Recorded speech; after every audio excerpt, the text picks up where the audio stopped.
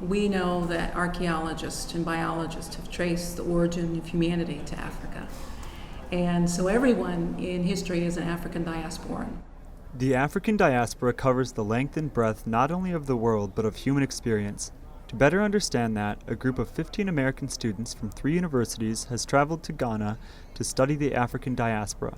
Beginning in New Orleans, Louisiana, former slave port and so-called blackest city in America, the group studied the experience of Americans of African descent. To complete their Study Away program, they traveled to Ghana to spend 2 weeks learning about Ghana from Ghanaians. The issue of coming to the continent of Africa is really to allow for a fuller understanding of the African American experience.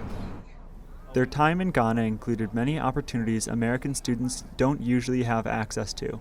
Along with touring Elmina Castle and visiting Kumasi, they also met with the Minister for Tertiary Education and former Chief Justice of the Supreme Court. This allowed them to surpass the superficial education tourists receive and learn more deeply. They're all academic experiences and they're all cultural experiences. You don't pursue a life in another place without education. Because of the erasure of their personal family histories by European colonizers, many Americans of African descent must defer to the greater African identity for a sense of community. This makes Pan-Africanism an important topic of study, one which the program directors made sure to highlight. It means identity. Because like I said, we don't know. Part of the African American experience is that inquisition to who we were, where we came from. And I think just like articulating the meaning of the African experience through Pan-Africanism and how things have changed both for us and for the people that remained on the continent.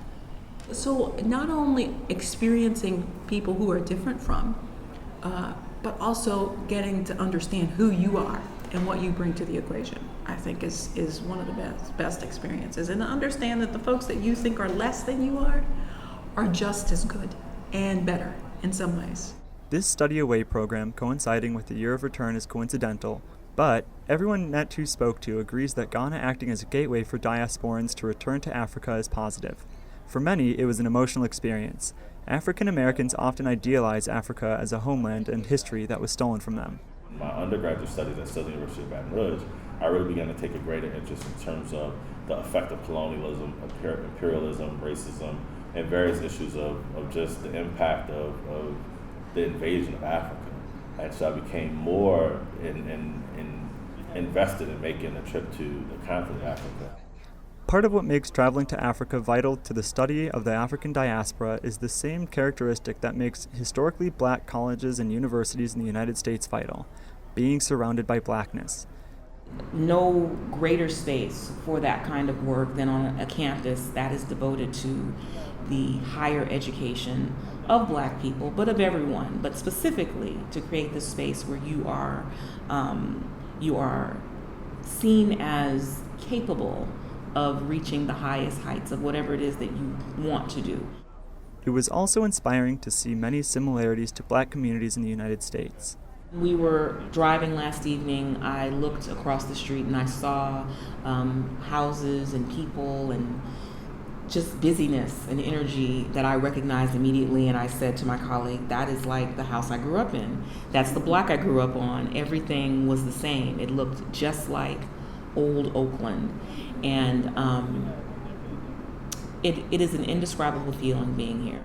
Certainly, this was an enriching experience for all involved.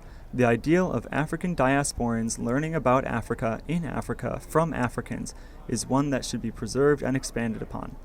My idea is that the African Diaspora Program is the first of many.